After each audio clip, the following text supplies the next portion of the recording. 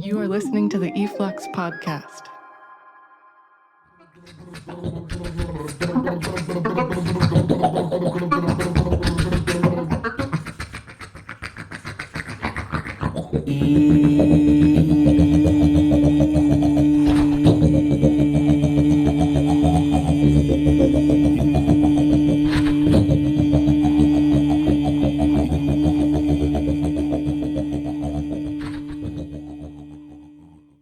It's March 1st, 2019. My name is Sanna Almajedi, and I am joined today by artist and musician C. Spencer Ye. Spencer is a remarkable violinist, vocalist, improviser, and filmmaker. His video works are distributed by Electronic Arts Intermix, and he is a contributing editor to Triple Canopy and Bomb magazine. Recent exhibitions and presentations include Shocking Asia at Empty Gallery, 2 Workaround Works Around Calder at the Whitney Museum, Modern Mondays at the Museum of Modern Art, and Sound Horizon at the Walker Art Center. His records have been published by Primary Information and Distill. Spencer, thank you so much for being here with us. Thank you for having me. You inaugurated the satellite series at e-flux Bar Laika on November 1st last year. Can you tell us about the performance that you did? Yeah, well, first of all, thank you for having me as the first performance in that series. So the performance I did is kind of like a new iteration of my solo set that I do under my own name. And, you know, like the solo set, particularly in the world of improvised music, you know, has a particular thing to it. Usually it's dealing with one person and, you know, one instrument. And, you know, the worst of it could be that it just feels like running through like a list of tricks and whatever type of stunts they can do on the instrument. You know, I myself have definitely been, you know, guilty of incorporating that a bit, but I think, you know, that's kind of part of it. You know, it's like you are trying to build this kind of musical arc, but you're also sort of showing these, you know, ideally very individualistic sort of things that you do with this instrument. Yeah. So, the deal with the Bar Laika performance was that it's the latest iteration because basically I'm just taking all these various approaches I've had towards a solo set over the years and sort of folding them all back down on top of each other. You know. What instruments were you using? Let's see. I had voice, violin, and electronics. And also I had a computer, but I was using that as more sort of a tape player in a way. The first performance that I saw you play was actually quite similar. It was a few years ago, right after I moved to New York City. The performance was at Issue Project Room, and they were temporarily located in the basement of Artist Space. You did a very aggressive voice and electronics piece. To me, it sounded like there were dozens of rats rummaging through the walls of the basement. There probably were. Anyways. Probably. When did you start using your voice, and what inspires you to use it in such an apocalyptic way? Oh boy, excuse me, sorry. That's kind of a big question where to begin. Well, first of all, the performance with Issue, back when Lawrence Kumpf was with Issue and I was an artist in residence, was kind of the live iteration of this sort of thread of voice that I'd been working on for a number of years. There was an LP published by Primary Information called Solo Voice 1 through 10. And, you know, speaking of sort of like I mentioned the solo set before, you know, there's also sort of like the idea of the solo record of solo improvisations. We were sort of jokingly calling it the first record that I'm doing that's focused on voice, you know, which isn't entirely accurate. However, you know, it's sort of playing with that convention, right? And with that record and with that work, I think the expectation was that it would be a bit more sort of some like earlier Joan LaBarbera works, which I think are fantastic, where there's like, you know, a lot of really great like layered voices, voice techniques, things like that, kind of being musical in a way. And with Solo Voice 1 through 10, it was sort of like the findings I had from basically spending a couple of years trying to like really, I don't know how to put it, but like reduce my voice, reduce the vocabulary I use in improvised contexts reduce the extended techniques that, I was sort of developing for myself. When I first started off, it was a lot more just sort of like exhalative, I would say, just like screaming, like handling and using the microphone in a particular way. And then I think it was when I was trying to record something and I kept getting like these breath sounds. And I really wanted just a singular sound that was just sort of sitting in the air. And I didn't want to go and have to like cut, like pull up the breaths around it or anything like that. So I started becoming really interested in inhalative sounds because then that does not have the breath around it at all. And you could use a microphone without pantyhose, whatever the spit, what's that called? The spit guard? It's not a spit guard. Sneeze guard. It's the breath guard. It's the net you put in front of the microphone to take down some of those like artifacts. And so like when working with inhalative sounds, you just get automatically this cleaner result. And then from there, I became really interested as well in, these ideas of virtuosity. Like, I've mentioned many times, I wasn't trained in voice and I had studied violin, but then I quit that. And in some ways, I consider that almost like something else that happened compared to when I picked it up again years later and started working with it. Like, I'd forgotten pretty much everything and felt like, I had to kind of like rebuild, what I wanted to do with the instrument, how I wanted to approach it. But that was useful for you because you had to unlearn your traditional skills, I guess. I mean, they just, didn't even have to unlearn it. I left them on top of the car and pulled out of the parking lot without thinking about it. They just kind of flew off somewhere, Arby's parking lot or something. I don't know. But so, not being like, trained in that. I mean, because it's like, you like play something like the violin or something and people kind of assume that you can also like take on the role of a certain type of musician where you're just kind of fulfilling this minimum level of virtuosity to be able to play like some string parts that they wrote for their band or whatever. And so I was thinking a lot about stuff around that. And also, that was at a time where, I was definitely getting over finally a lot of like insecurities around not being able to like play the string parts for so-and-so's band or something like that, right? And then I was also interested in, again, like, I mean, I say reducing, but really what it was redirecting, like reshaping the palette, I suppose I had for voice and voice improvisation and moving them in a way towards sounds that felt more comfortable for me to make. Like, I've said this before, but like early on, one of the sort of inspirations in noise music in using the voice was Yamatsuka Ai from Boredoms. And that's a lot of screaming. And like Keiji Haino, that's a lot of screaming as well. Junko from Ijo Kaidan, all she does is just maintain this high-pitched scream.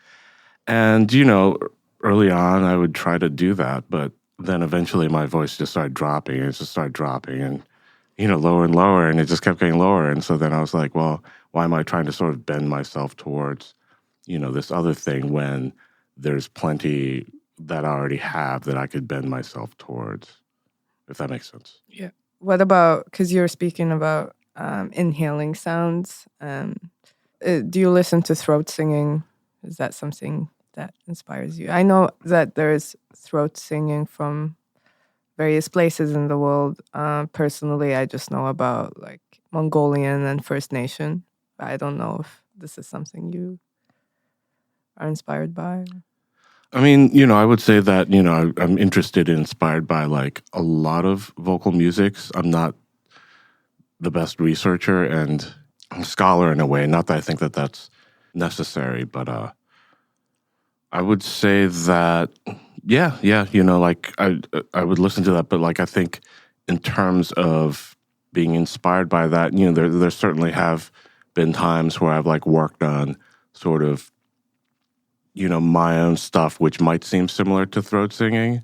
It might like sort of rely on some of the same things, but by no means am I thinking that like, I'm trying to like recreate throat singing in particular, just some of that stuff is just so out and advanced. And, after a certain point, I'm just sort of like, okay, well, I could get somewhat close. There are certain ways that you can kind of do the thing where you create the illusion of like two tones, Mm-hmm. I just haven't really sat down and like sort of figured out how those types of singing gets done. Yeah. That makes sense, Yeah. You were born in Taiwan and raised in Cincinnati. I wanted to talk a little bit about your experience as an immigrant and how that has informed the work that you do. How has that impacted your voice, your language?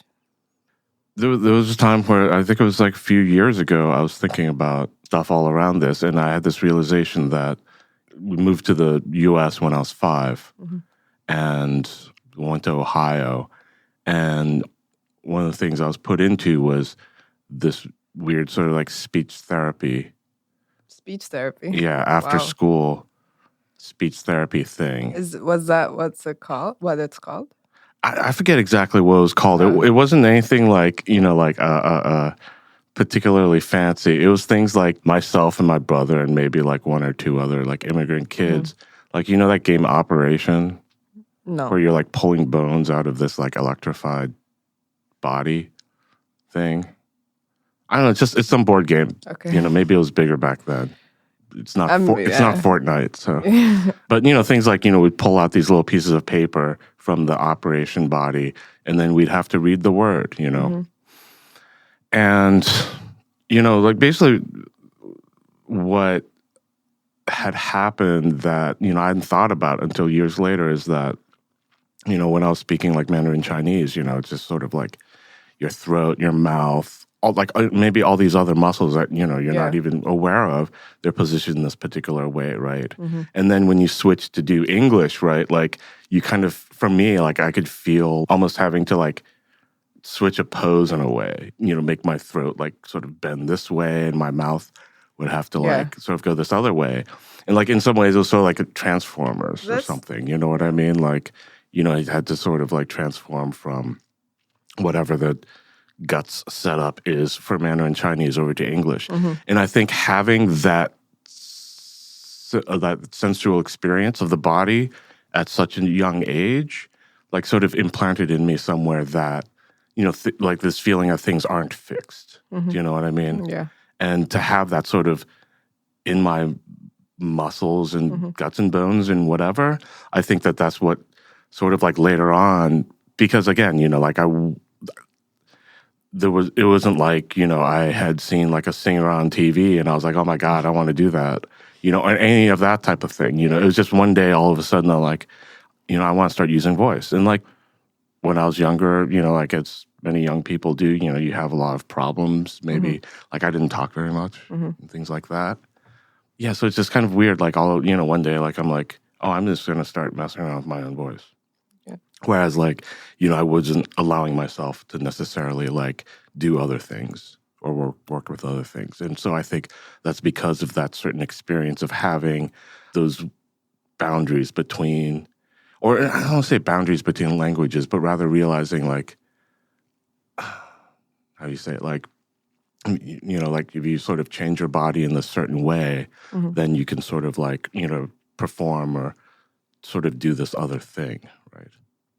Yeah, I mean, the muscles that you use, I think that even like changes your personality, Like, for example, I mean, in Arabic, because I'm also an Arabic speaker, and I definitely relate to that. Like when I say ayn, ayn, we don't, in English, you don't say that, and it's almost impossible for an English speaker to say. Yep. Yeah. Yeah, it takes a certain amount of training, right? Yeah. And I forget like where I read this or who told me this, but someone was talking about how parts of Ohio, the Ohio accent is kind of not having an accent. What does that mean? I don't know what that means. I mean, I guess I've never like sort of taken my voice to a voice map, or what do you call that? Voice, like someone who studies voice in regions and dialects and accents and things like that, I don't know if I've ever had mine identified. I didn't know that existed. Yeah. It's particularly interesting to me. It's interesting to me, like, there's still a part of me, I have to admit, that still sort of gets struck by like seeing other like Asian Americans and like looking at them, but then when they speak, they just sound like this. And it just was like, it still kind of rattles me. Yeah. I mean, well, what do you expect? Like I spent most of my life in Cincinnati, Ohio, not even amongst like the other immigrants. So, when did you first start having to speak English? I went as a refugee to Sweden first. So I learned Swedish when I was 10 years old, and then, which I learned extremely quickly, like in like 2 months, because you're a child. And yeah, when I speak Swedish, I don't really have an accent, but my English, I have no idea what kind of accent I have, because it's a mixture of Swedish and Arabic. That's interesting, as I was thinking about that, like, Yeah. I started speaking English, it's through music. That's how I learned. So I guess when I was 15 or something, 14. You learned English through music? Yeah.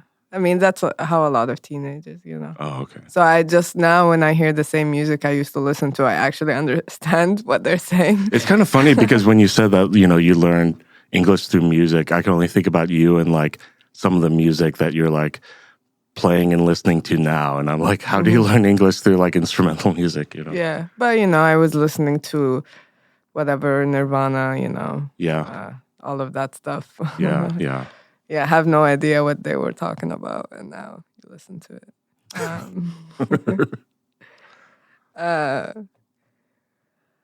So I want to switch up the conversation. We've talked about your experimental work, but you've also put out some pop music. Yeah. Like the record on Distill. Yes.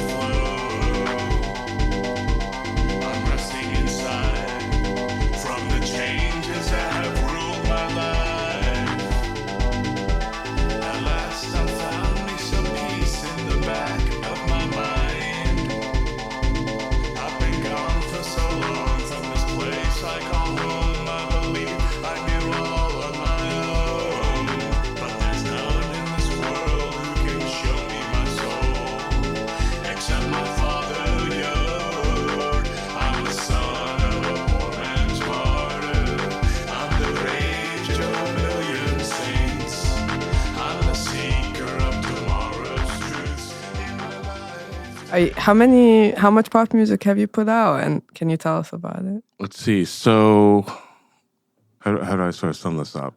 Again, I'm not trained or even like I'm tone deaf, basically, and I don't have a very good sense of rhythm. However, I am interested in sort of how pop music or music is constructed, how that's put together, but especially pop music, right? And where that comes from is, goodness, someone told me this term one time because I was talking about, my interest in, how, like my interest in working with music and how it's not just about the music, as they say, but it's about everything around it as well, right? For example, like if you self-publish your own cassette tapes, you're in control of so much. You're in control of the imagery and the text around it and things like that.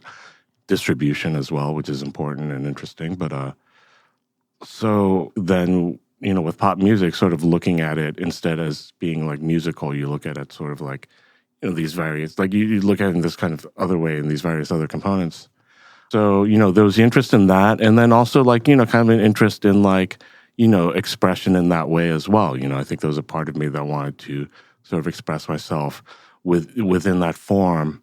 While I was in college and, learning even more about music, I was listening to like a lot of Japanese noise, but then I was also like listening to like, solo Brian Eno, the first, few records. And like, to me that ends up being like kind of this big inspiration because, besides the studio as an instrument and, I never reached out to friends, but, on those Eno records, you'd reach out, his incredibly talented musician friends to like basically generate the music for him, right?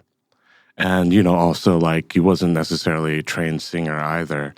early on, the voice was routinely double dubbed or whatever, you know? And you run into that with like a lot of like, you know, old lo-fi pop stuff like Sebado, you know? Like the double dubbing of the voice was kind of this routine sort of technique to sort of, I wouldn't say mask, but rather augment, you know, like maybe like a untrained voice. And so I would sort of do that. And, you know, a bit later on, you know, became really interested in real people records, I guess you could say. You know, some people call it like outsider, but like I don't know about that term. I mean, I understand where it comes from, but, you know, my interest in like real people records isn't necessarily, you know, the same as like this whole songs in the key of Z, like look how funny and weird this music is. Isn't that funny? But like to me, what it is that someone had the means to be able to, you know, I don't know, like they wanted to try to sound like Fleetwood Mac or something, but they couldn't because they just didn't have that particular minimum level of virtuosity. So there's something off. Yeah, but you're hearing them like go for it. You're hearing them, I feel like, you know, you're not hearing like this training, you know? My interest in this kind of like real mix of emotion and excitement when I see stuff like that, that extends also to like film and to like art and things like that, you know? I mean, I could also appreciate a really finely crafted sort of pristine thing, sure. Yeah. However, there's also like a spot to where like, yeah, you know, I'm into like stuff that isn't that, but like kind of going in the other direction. And so like in some ways, okay, so then bringing all that stuff together, and in addition, all the stuff I was talking about with voice as well as like, you know, ideas of tape music, like, you know, like when I would record a guitar part, it would be like I would play one note and I would stop the computer and then find some other position, hit record, and then play that, and then stop. And then go back and, like, cut that up and line it up and basically make it sound like I just, like, whipped out that riff in, like, you know, a few seconds or something like that. Do you think you'll put out more pop music? I had this plan with Distill where it was going to be kind of this 3-album arc, right? Because, you know, like one of the things, you know, while listening to music, and another thing, I think the word is paratextual. I think that's what someone told me that I was really interested in. But like, you know, we have the ability to look back on this discography, you know, this certain run by an artist or band. Like, for example, Mark Hollis, who, you know, recently passed away. The band was in Talk Talk.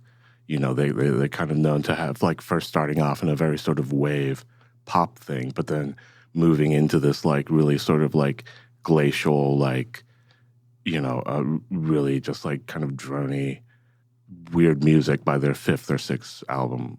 I forget exactly, you know. And so we could look back and sort of see, you know, how things sort of moved and changed over time, right? And so, you know, that type of narrative was interesting to me, and I also wanted to, like, try my hand in creating my own sort of version of that. Like, incidentally, the pop music, like, is under the name CSY, or CSYA, rather. And I almost consider that kind of a project name, you know. It's not really, I mean, I don't know, it's funny. It's like, but it's not really like, you know, the stuff I do as, you know, C. Spencer. You know. I noticed that, actually. Because you also have a YouTube channel, CSYA. Oh, yeah, I do. Shoot. I'm not very good about that. The YouTube or the Vimeoing. What are you doing now, like, what, 2019? 2019. Actually, it's funny you're talking about the music stuff. There's going to be a show about music at the Museum of Chinese in America. Oh, really? Yeah, I'm included in that. Right? Yeah, it's over near Phil Niblock's place, or the Loft on Center Street. So I just, you know, hand it to them, you know, like a bunch of these old, like, cassette tapes, handmade cassette tapes and sets like that. There are some paintings I did for early LPs of my own that, you know, I had shipped over from LA. So that's happening. I'm finishing touches on a new video work, which is basically, so I'm a part of the Microcinema Collective Spectacle Theater in Williamsburg. And, you know, we've been around, actually, we're going to hit our 10th year next year. But so one of the things we've always done is like cut our own movie trailers for the movies that we show. So like collectively we number around like 1,000 clips or something like that over time. And for myself, I hit about like well over 100. So it's going to be a collection of 124 movie trailers. And so I'm working on that right now. You know, I commissioned. Screening that? Eventually I will once I get it together. I just got like title music. I asked Matna Roberts to do some solo saxophone for the title.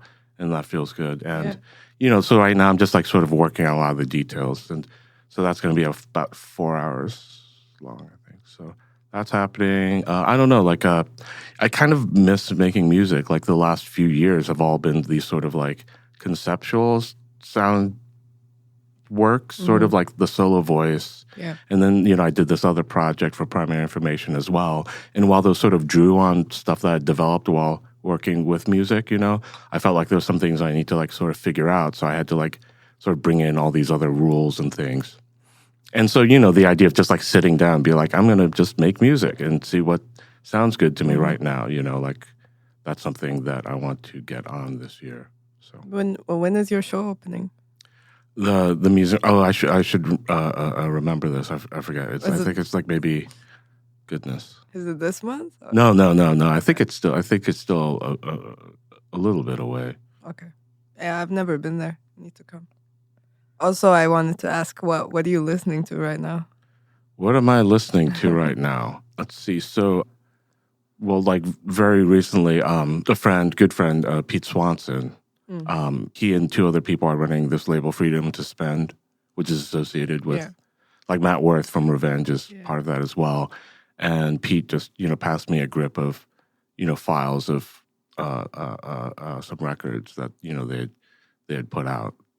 Yeah, I like that first one. Second one they did. The Mark Barrera? Yeah, Mark Barrera. Oh, I really like that one. That amazing. was super good, yeah. I also really love the packaging of it. I think it's brilliant. Yeah. It's the cassette on top of the LP, right? Yeah, totally. And actually, you know, like stuff from that label, you know, like I hadn't really been like investigating super hard myself, but like the stuff from that label, it's one of those things where it's like I'll just, you know, grip like whatever they do, you know, because I kind of feel like it's a situation where truly like, you know, there is real thought put into, you know, what's coming out, you know. Yeah. Now that like, you know, Distile's gone, I felt like Distille kind of had the same vibe, you know. But yeah, so that's what I've been jamming. Yeah, cool. Thank you so much for coming. Great, thank you for having me. Thank you. Here is some of Spencer's music to close the podcast.